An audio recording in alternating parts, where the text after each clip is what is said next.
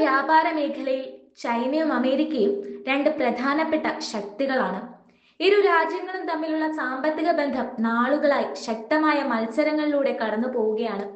എന്നാൽ കഴിഞ്ഞ കുറച്ചു വർഷങ്ങളായി അമേരിക്കയുടെ സാമ്പത്തിക നയങ്ങൾ, പ്രത്യേകിച്ച് താരിഫ് വർധനവടക്കമുള്ളവ ചൈനയ്ക്കുമേൽ വെല്ലുവിളികൾ ശക്തമാക്കിക്കൊണ്ടിരിക്കുകയാണ്.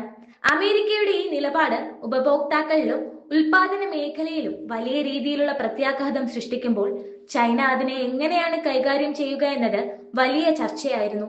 ഇത്തവണ ചൈനീസ് വിദേശകാര്യ വക്താവ് ലിൻ ജിയാൻ അതിനുള്ള മറുപടി ശക്തമായ ഭാഷയിലാണ് അമേരിക്കയ്ക്ക് നൽകുന്നത്.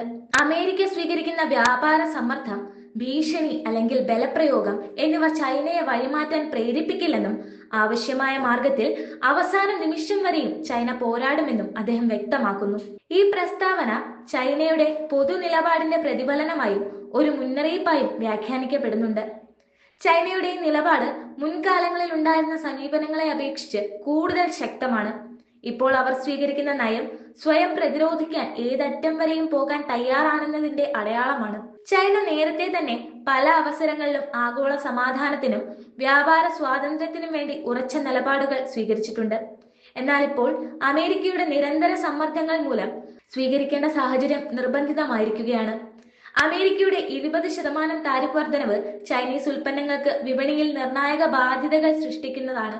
ഇത് ചൈനയുടെ വ്യവസായ മേഖലയിൽ പ്രതിസന്ധികൾ വരുത്തുമെന്ന് മുൻകൂട്ടി പ്രവചിക്കപ്പെട്ടിരുന്നെങ്കിലും ചൈന അതിനെ അതിജീവിക്കാൻ നിരന്തര ശ്രമങ്ങൾ നടത്തിയിട്ടുണ്ട്.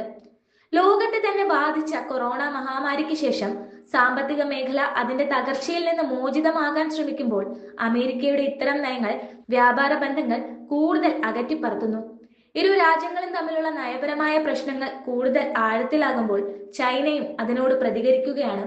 ഇപ്പോൾ അമേരിക്ക ഉപയോഗിച്ച ഉയർന്ന താരിഫ് എന്ന അതേ നാണയത്തിൽ തന്നെ തിരിച്ചടിക്കുകയാണ് ചൈനയും. അമേരിക്കൻ ഉൽപ്പന്നങ്ങൾക്ക് ചൈനയും നികുതി പ്രഖ്യാപിച്ചിരിക്കുകയാണ്.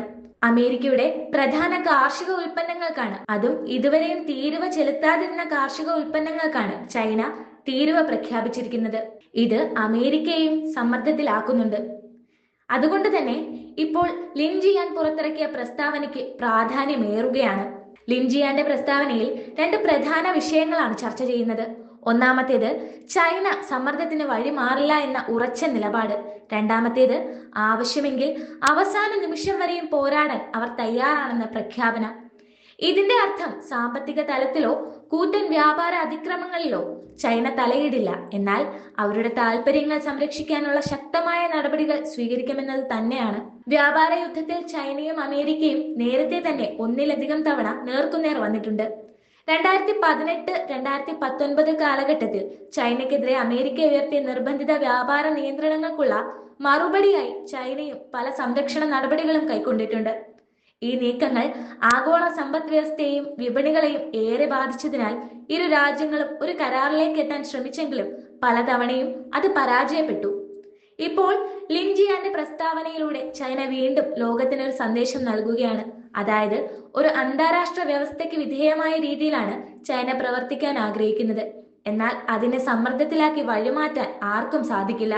ഇത് ലോക വ്യാപാര സംഘടനയിൽ ഉൾപ്പെടെ വലിയ രാജ്യങ്ങൾക്കിടയിൽ കൂടുതൽ ചർച്ച ചെയ്യപ്പെടുന്ന വിഷയങ്ങളിൽ ഒന്നായി മാറിയിരിക്കുകയാണ്.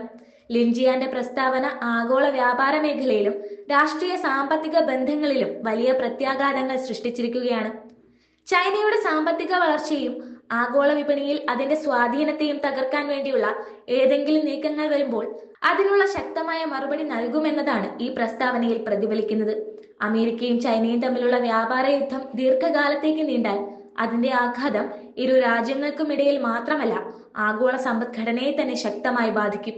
അതിനാൽ ഇരു രാജ്യങ്ങളും സഹകരിച്ച് പ്രവർത്തിച്ചാൽ മാത്രമേ ഈ പ്രശ്നങ്ങൾക്ക് യഥാർത്ഥ പരിഹാരം കണ്ടെത്താനാകൂ.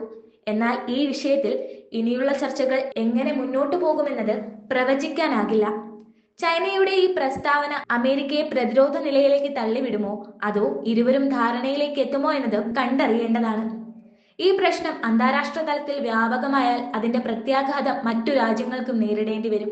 അതിനാൽ ചൈനയും അമേരിക്കയും തമ്മിലുള്ള ഈ പ്രശ്നം എത്രയും വേഗം ഒരു ന്യായമായ പരിഹാരത്തിലേക്ക് എത്തണമെന്നത് ആഗോള സമ്പദ് വ്യവസ്ഥയുടെ മുൻഗണനയാണ്. ലിൻ ജിയാന്റെ പ്രസ്താവന ചൈനയുടെ ഉദ്ദേശങ്ങൾ വ്യക്തമാക്കുന്നുവെങ്കിലും ഇത് ഒരു ധാരണയിലേക്ക് നയിക്കുമോ എന്നത് ഇപ്പോഴും അനിശ്ചിതത്വത്തിലാണ്.